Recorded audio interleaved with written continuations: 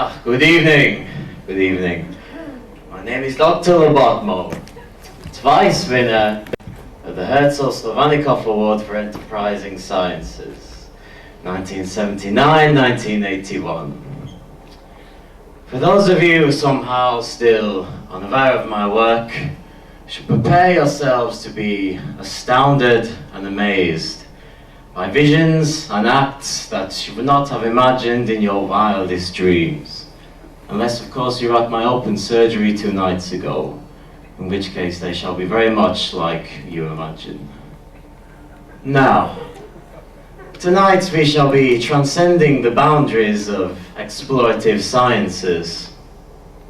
Today's surgery shall not simply be a case of dissecting the body, replacing, taking away certain organs. Today we shall, for the first time since our earliest fetal existence, be truly and fully inhabiting the human body. This is a total immersion of the flesh. Please allow me to explain. What we see before us here is a micro camera live feed view from our patient today. The patient we shall be calling Rupert for legal and privacy reasons. We see here the scan of the small intestine. Here we see the pockets where the nutrients that have come into the body are dissolved into the bloodstream. Now everything appears healthy about this picture. The blood is flowing as it should, and ideally, our patient will be the very picture of health itself. However, he has been experiencing major lower abdominal pains, and after conventional men of medicine were unable to find any cure for this, he came to me. Please, by the way, do not worry about our patient. He is backstage, safely, under heavy sedation, in a place with cleaning facilities, urinary, excremental facilities, should there be any unpleasant side effects from today's surgery. Now, what I believe after an extensive set of tests is that our poor patient is suffering with a very rare case of infestation. I believe if we look closely at the screen, we shall see these creatures come on by very soon. Please concentrate. There we see. These creatures have only recently been spotted in humans and are known in medical circles as Digernium Scrobularis.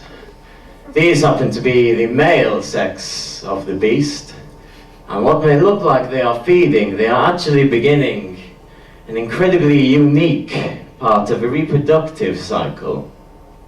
These fluids coming out of the mouth are a combination of the male spermatozoa and the partially digested food earlier picked up from their host's body.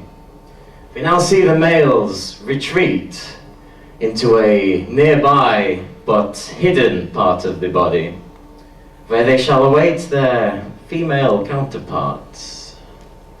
See the eager look on their faces as they go. These creatures shall wait, possibly until death, until the females will come.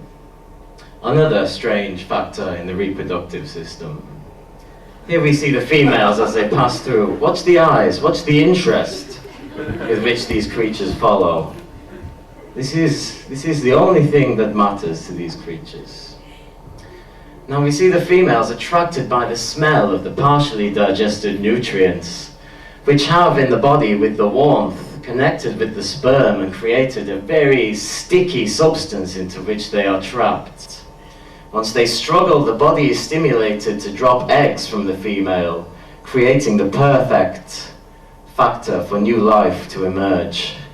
If we look closely, we can see the rapid growth of the young of these creatures as they slowly come to life. Witness the miracle of birth of the Scrobularis. Now, with these creatures being so quick and wily to capture, we have devised a new means through which to eliminate this problem.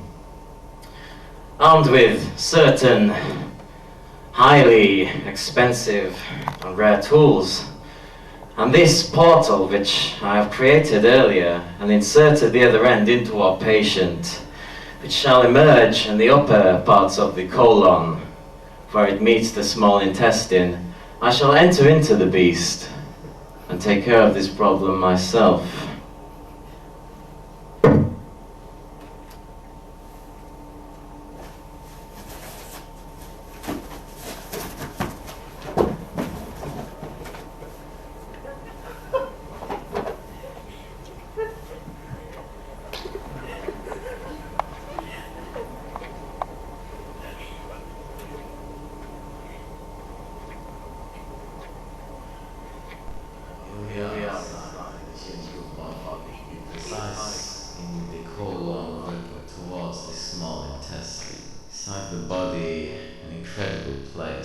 Feeling like no other, but of course one must not come empty-handed and must always be prepared for anything, especially in an infected body such as this. I have of course come with a doctor's weapon of choice, the scalpel.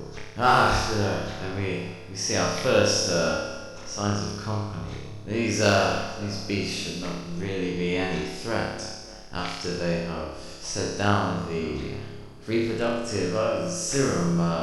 They will die shortly after, have no real desire to do anything in life. But still, it's a little shocking to see these things with past one's face so close. Now, as we are getting closer, as we're getting closer, we can see the beginnings of the small intestine, where I believe the pools of the sperm and the vomited up food particles will be situated. Once we get there, we'll show you the next procedure of the operation, the way in which we dispatch of this reproductive syrup, this puddle of love.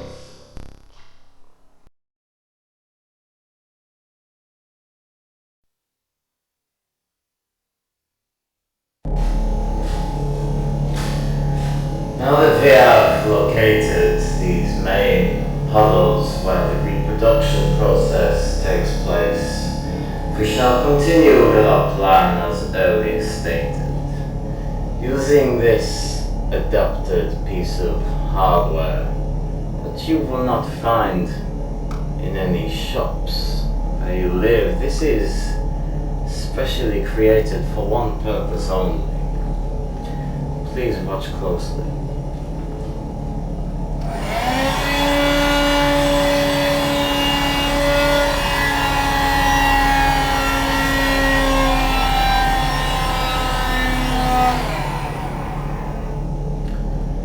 As you see, we have now dealt with the problem at hand.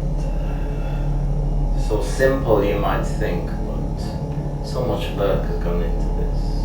From the initial conception of the operation as a whole to the manufacturing of the equipment used. These operations shall continue on a weekly basis until